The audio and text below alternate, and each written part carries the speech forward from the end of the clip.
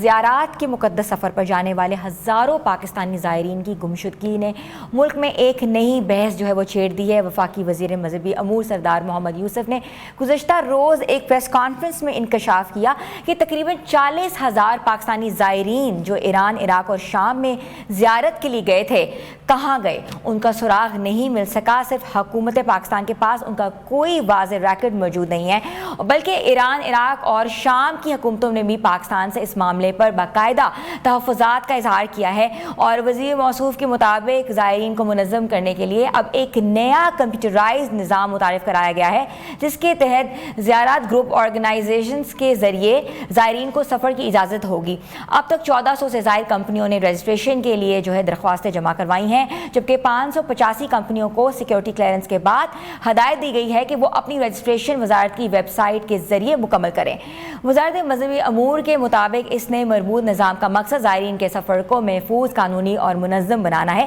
ताकि न सिर्फ उनका तहफ़्फ़ुज़ यकीनी बनाया जा सके बल्कि मुकम्मल डाटा और मॉनिटरिंग मुमकिन हो। और ये इंकशाफ इसलिए भी है अहम है कि माजी में ज़ायरीन के लिए कोई वाज़ेह सिस्टम मौजूद नहीं था और बहुत से अफराद बगैर किसी हुकूमती रजिस्ट्रेशन या निगरानी के इन ममालिक का सफ़र करते थे। तो सवाल ये पैदा होता है कि लोग गायब हुए हैं या वापस आए हैं या वो कहाँ हैं, क्योंकि इंसानी स्मगलिंग, फ़िरका वाराना दहशत गर्दी और शिदत पसंदी अस्करी तंजीमों का शिकार तो नहीं हुए। तो इसी मामला पे आज हम बात करेंगे। हमारे साथ मौजूद है इस्लामाबाद से हमारे नुमाइंदे तौसीफ अहमद अब्बासी। तौसीफ साहब, ये बताइएगा कि 40,000 ज़ायरीन का ये मामला है, तो ये तादाद जो है ये क्या हतमी है कि इससे ज़्यादा भी तजावज़ कर सकती है? जी, जो मंगल के दिन वफाकी वज़ीर मज़हबी उमूर ने बात की है, उसमें तो उन्होंने ये तादाद 40,000 बताई है, लेकिन अगले 24 घंटे में जो वज़ारत मज़हबी उमूर के तर्जुमान की तरफ से जो वज़ाहत जारी की गई है, उसमें उन्होंने ये भी मज़ीद कहा है कि ये तादाद हतमी नहीं है, यानी कि इससे बढ़ भी सकती है और कम भी हो सकती है। अब यहाँ पे मसला ये आया है कि जो 40,000 लोग यहाँ से ज़ियारतों पे गए हैं इराक़, ईरान या शाम में, और वहाँ से वो स्किप हुए, वहाँ से गायब हो गए, कहीं और निकल गए, उनकी वापसी के लिए कोई किसी लीगल फोरम पर कोई काम नहीं हो रहा। और वज़ारत मज़हबी उमूर है वो ये कह रही है कि इससे पहले का हमारे पास रिकॉर्ड ही नहीं है कि हम उनको जान सकें, उनको पकड़ सकें, किसी फोरम पे जाके उनसे उनकी वापसी का कोई रास्ता बना सकें। हाँ, वज़ारत मज़हबी उमूर अब ये कह रही है कि इससे पहले का तरीक़ाकार मौजूद नहीं था, अब हम एक एस्टैब्लिश सिस्टम जो है वो राइज करने जा रहे हैं, जैसे हज उम्रे के लिए होता है, ऐसे ZGOs नाम की एक ऑपरेटर्स ग्रुप बनाए जा रहे हैं, और वो जो वज़ारत दाखिला और वज़ारत मज़हबी उमूर के पास रजिस्टर्ड होंगे, और इनसे रजिस्टर्ड जो ज़ायरीन ऑपरेटर्स होंगे वो सिर्फ अब 2025 के बाद जितने भी लोग ज़ियारतों के लिए जाएंगे इराक़ में, ईरान में या शाम में, वो इन कंपनीज़ के थ्रू जाएंगे, और इन तमाम ज़ायरीन की वापसी लेके जाने और वापसी की तमाम जिम्मेदारी जो है वो इन ऑपरेटर्स के पास होगी। लेकिन अलमिया ये है कि वो लोग जो इससे पहले गुज़श्ता अदवार में गए और वहाँ से गायब हो गए, और इस हवाले से शाम, इराक़ और ईरान की गवर्नमेंट की तरफ से हुकूमत पाकिस्तान को शिकायत भी की गई, उसके ऊपर अभी तक कोई लीगल कानूनी कार्रवाई नहीं की गई। और अब जो वज़ारत दाखिला है और वज़ारत मज़हबी उमूर है वो ये कह रही है कि हमारे पास इसका रिकॉर्ड ही नहीं है कि हम कितने लोगों को पकड़े या कितने लोगों के फैमिलीज को ट्रेस करें। अजीब सी बात है तौसीफ साहब, कता कलामी के लिए माजरत है कि क्या इन अफराद का कोई शिनाख्ती कार्ड, पासपोर्ट नंबर, क्योंकि FIA के थ्रू इन एंड आउट होता है हमेशा से, जब मुल्क से बाहर किया जाता है तो एक बाकायदा स्टैंप होती है, एक बाकायदा तस्वीर खींची जाती है जब आप मुल्क से बाहर जाओ, तो ये सिस्टम क्यों नहीं है और क्यों नहीं इनका डाटा मौजूद? देखें जी, इससे पहले हमारे पाकिस्तान में ये तरीका राइज था कि जो लोग इराक़, ईरान यहाँ पे ज़ियारतों के लिए जाते हैं उनके लिए दो मुख्तलिफ रास्ते, हवाई सफ़र भी हैं और जो है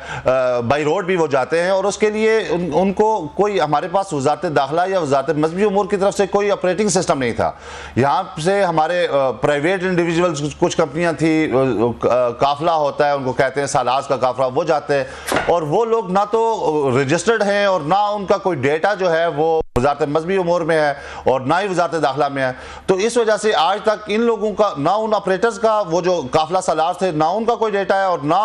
वो लोग जिन ज़ायरीन को लेके जा रहे थे उनका कोई डेटा मौजूद है। इस वजह से वजारत मजहबी उमूर और वजारत दाखिला इस वक्त तक जो इससे पिछले लोग ज़ायरीन गए उनकी को ट्रेस करने के लिए तो हाथ खड़े कर रही हैं, लेकिन ये श्योरिटी दी जा रही है कि इसके बाद जो भी लोग जाएंगे वो ZGOs के थ्रू जाएंगे और ये जो ZGOs होंगी, ज़ायरीन ग्रुप ऑपरेटर्स, ये वजारत दाखिला और वजारत मजहबी उमूर के पास रजिस्टर्ड होंगी और वैसे काम करेंगी जैसे हज और उम्रा के लिए ऑपरेटर्स काम करते हैं। और इनको लाइसेंस इशू होगा, इनकी सिक्योरिटी होगी, इनकी सिक्योरिटी होगी और ये ऑपरेटर्स उन तमाम ज़ायरीन को जो जिनको ये लेके जाएंगे उनकी वापसी के भी जिम्मेदार होंगे। अच्छा, मुझे बताएगा कि आपने कहा कोई डेटा मौजूद नहीं है, इन आउट्स का नहीं पता,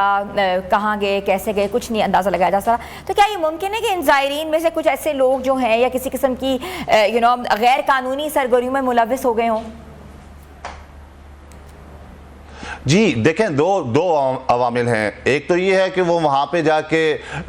जैसे आप कह रही हैं कि गैर कानूनी सरगर्मी में मुलव्वस हो गए, और दूसरी वो, बल्कि तीन है, दूसरी ये है कि वो वहाँ पे रोजगार के सिलसिले में कहीं पे स्किप हुए हैं, और तीसरी ये है कि शायद उन ममालिक से वाया तुर्की और फिर यूरोप के लिए वो लोग निकल जाते हैं और पाकिस्तान से चूंकि यहाँ से डायरेक्ट फ्लाइट्स नहीं है या उन इलाकों तक रसाई नहीं है, तो ये लोग यहाँ से इन ममालिक में जाते हैं, इराक, ईरान और शाम, और फिर वहाँ से आगे तुर्की तक रसाई हासिल करते हैं और फिर वहाँ से गैर कानूनी तरीके से, इलीगल माइग्रेंट कहते हैं उनको, वो यूरोप तक रसाई हासिल करते हैं। और शायद ये एक बड़ी तादाद है उन लोगों की जो गैर इलीगल जो रास्ते हैं वो अडॉप्ट करते हैं और फिर यूरोप तक रसाई हासिल करते हैं। और हमने देखा कि मुख्तलिफ ऐसे भी रिपोर्ट हुए। बिल्कुल। अच्छा, मुझे भी बताइएगा कि माजी में ऐसे वाकयात रिपोर्ट हुए अभी 2 महीने पहले ही। जी बोलें। ठीक है। अच्छा, मुझे बताइएगा माजी में ज़ायरीन की निगरानी या ट्रेनिंग के लिए कौन सा सिस्टम जो है वो पहले होता था? देखिए, इससे पहले जो था वो काफिला सालार के नाम से मुख्तलिफ ऑपरेटर्स काम करते थे, वो इंडिविजुअली करते थे और प्राइवेट इंडिविजुअल होते थे। उनको गवर्नमेंट की तरफ से ना तो कोई इजाज़तनामा, ना कोई NOC और ना ही कोई रजिस्ट्रेशन दी गई थी। अब 2021 में पहली दफ़ा ये एक ऐसी कानून साजी की गई कि जिसमें जितने भी लोग ज़ायरीन होंगे वो जाएंगे यहाँ से ज़ियारतों के लिए, उनके लिए ऑपरेटर्स जो हैं वो लीगली फ्रेमवर्क में काम करेंगे, लेकिन उसके ऊपर इतना ख़ास काम नहीं हो सका, वो डिले हो गया। अब 2025 में ये इस पर फेडरल गवर्नमेंट काम कर रही है और वफाकी वज़ीर जो मजहबी उमूर हैं सरदार यूसुफ, उन्होंने बताया कि जो वज़ीर दाखिला हैं वो इस वक्त भी वहाँ गए हुए हैं और उन्होंने वहाँ की गवर्नमेंट्स के साथ भी बैठ के MOU साइन किए हैं कि अब हमारे जितने भी ज़ायरीन यहाँ पे आएंगे वो एक लीगल फ्रेमवर्क के थ्रू यहाँ पे आएंगे और उसके तहत ही वो यहाँ पे ऑपरेट हो सकेंगे। जी अच्छा, रजिस्टर्ड जो ZGOs कंपनी की मॉनिटरिंग जो है वो कौन करेगा, और कोई कंपनी अगर कानून की खिलाफ वर्जी करती है तो उस पर कार्रवाई क्या होगी? देखें, उसकी मॉनिटरिंग बुनियादी तौर पे वजारत मजहबी उमूर करेगी और उसकी सिक्योरिटी क्लियरेंस जो है वो यकीनी तौर पे वजारत दाखिला ने देनी है। अगर किसी किस्म की इलीगल एक्टिविटी में कोई भी ZGO जिसे ज़ायरीन ग्रुप ऑपरेटर कहते हैं, अगर वो उसमें शामिल होगी तो उसको जो लाइसेंस इशू किया जाएगा वजारत मजहबी उमूर की तरफ से वो कैंसिल कर दिया जाएगा और वो फिर ये जो ज़ायरीन को यहाँ से ट्रांसपोर्टेशन का और वहाँ पे लेके जाने की जो वो जिम्मेदारी दी गई है वो उसके बाद वो कैंसिल कर दी जाएगी और वो ये काम दोबारा नहीं कर सकेगी। और ये तमाम तर जिम्मेदारी जो है वजारत मजहबी उमूर की बनती है और वजारत मजहबी उमूर के मुताबिक जैसे हज और उम्रे के हवाले से तमाम काम वजारत मजहबी उमूर इंडिविजुअल करता है, ये ज़ायरीन के हवाले से भी तमाम जिम्मेदारी वजारत मजहबी उमूर की बनती है। बिल्कुल, ये जिम्मेदारी जो है वो दोनों तरफ आयद होती है। बहुत बहुत शुक्रिया तौसीफ अहमद अब्बासी साहब।